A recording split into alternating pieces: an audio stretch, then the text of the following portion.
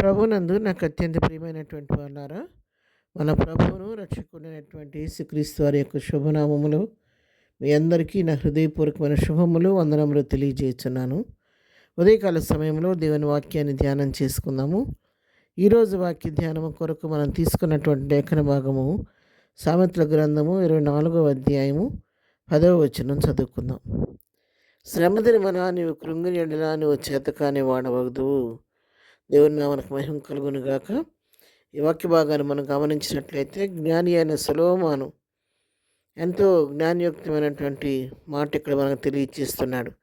శ్రమదిని మన నువ్వు కృంగిపోతే నువ్వు చేతకాని వాడు అవుతావని ఇక్కడ వాక్యం ద్వారా మనకు తెలియచేస్తూ ఉన్నారు.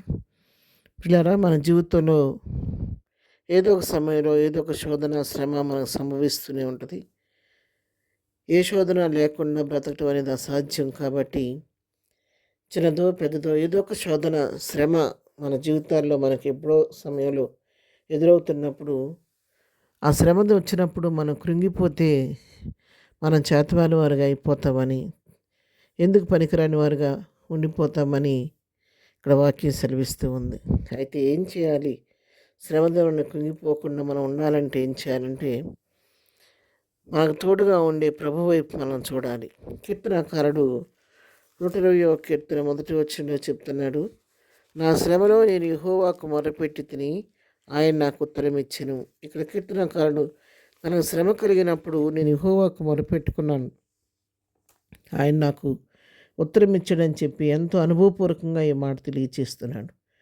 మనం కూడా ప్రియరా, మన జీవితాలు ఎదురవుతున్నటువంటి శోధన సమయంలో శ్రమ కాలంలో కృంగిపోకుండా దిగులు పడిపోయి నిరాశ నిస్పృహలకు లోని కాకోకుండా ప్రభు వైపు చూసి మన శ్రమలో మన ప్రభువుకు మొరపెట్టుకున్నట్లయితే ఆయన మనతో కూడా ఉండి ఆ శ్రమ నుండి విడిపించి మనకు మేలు చేసే దేవుడై ఉన్నాడు.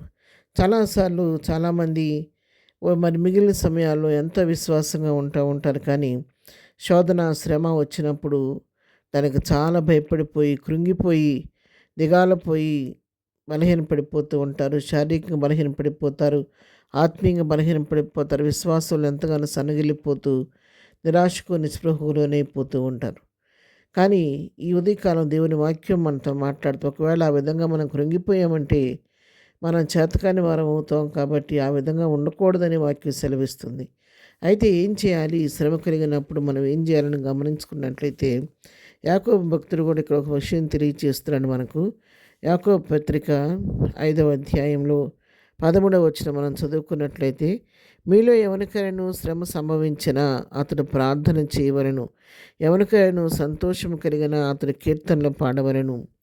ఇక్కడ మీలో ఎవరికైనా శ్రమ వచ్చిందా? మీరు ఏం చేయాలో తెలుసా? ప్రార్థన చేయండి. మీ జీవితంలో సంతోషం కలిగిందా? మీ కీర్తనలు పాడి దేవుని నామమును మహింపరచండి అని చెప్పని ఇక్కడ వాక్యం ద్వారా భక్తులు మనకు తెలియజేస్తూ ఉన్నాడు. ఇలా మన జీవితాల్లో ఎదురవుతున్నటువంటి శోధన సమయంలో శ్రమకాలంలో కృంగిపోయకుండా ప్రభు వైపు చూస్తూ సమస్తం చెడు శక్తి కలిగిన దేవునికి మన సమస్యను అప్పగించి ఆయన సన్నిధిలో మొరపెట్టుకుంటే, ఆయన సన్నిధిలో ప్రార్థన చేస్తే తప్పకుండా ఆయన పక్షపాతం లేకుండా నీకు నాకు అందరికీ సహాయం చేసే దేవుడు. కాబట్టి తప్పకుండా మన శ్రమలో ఆయన మనకు తోడుగా ఉండి దాని నుంచి విడిపించి మనకు మేలు చేసి తన నామానికి మహిమ తెచ్చుకునే దేవుడు. అలాంటి అనుభవం కొంతమంది భక్తులు కలిగి ఉన్నారు. బైబిల్ గ్రంథంలో మనం గమనిస్తే అనేక మంది భక్తులు శ్రమకాలంలో కూడా కృంగిపోకుండా ప్రభువుని బట్టి ధైర్యం తెచ్చుకొని ప్రభువుకి వారి సమస్యను అప్పగించి ముందుకు సాగిపోయినటువంటి పరిస్థితులు ఎన్నో ఉన్నాయి. అయితే మనం కూడా అటువంటి అనుభవం కలిగి జీవించాలి. ఇప్పటికటి అనుభవం మనం కలిగి ఉంటే చాలా మంచిది. ఒకటి అనుభవం ఇంతవరకు లేకపోతే మనం కూడా కృంగిపోయి దిగాలిపోకోకుండా, మన శ్రమకు వచ్చినప్పుడు శోధన వచ్చినప్పుడు దానికి అదిరిపోకోకుండా ఆ శ్రమకాలంలో ప్రభు సన్నిధిలో మొరపెట్టుకొని ప్రభు సన్నిధిలో ప్రార్థన చేసి ప్రభుని బట్టి ధైర్యం తెచ్చుకొని ముందుకు సాగిపోదాం. ప్రార్థన. ప్రేమగల తండ్రి, ఉదయకాలం మాకు ఇచ్చిన శ్రేష్టమైన వాక్య భాగాన్ని బట్టి నీకు వందనాలు. మాకు ఎదురవుతున్న శోధన కాలంలో శ్రవణలో కృంగిపోయే వారిగా మేము ఉండకుండా ప్రభా నిన్ను బట్టి ధైర్యం తెచ్చుకొని నీకు మొరపెట్టుకుంటూ నీ దగ్గర నుంచి మేలు పొందుకొని ముందుకు సాగిపోయే ధన్యత మాకు అందరికీ దయచేయండి. ఈ దినం మేము చేయ పనిపాట్లో తోడుగా ఉండండి. మేము ప్రయాణం చేస్తున్న ప్రయాణాల్లో నీకు ఆపదల దయచేయండి. ఈ దినం బర్త్డే మ్యారేజ్ చేసుకున్నప్పుడు నన్ను దీవించండి, ఆశీర్వదించండి. బలహీనలు ముట్టండి, స్వస్థపరచండి, దుఃఖం నుండి వారిని ఓదార్చండి. ఎవరికి ఏ సమస్య ఉన్నా మీ నామములో తీర్చి మీరే మహిమ ఘనత ప్రభావాలు పొందుకోమని యేసునామములో ప్రార్థించడిగి పొందుకొని ఉన్నాము తండ్రి. ఆమెన్. ప్రభు కృప సదాకాలం మనందరికీ తోడై నడిపించును గాక. ఆమెన్.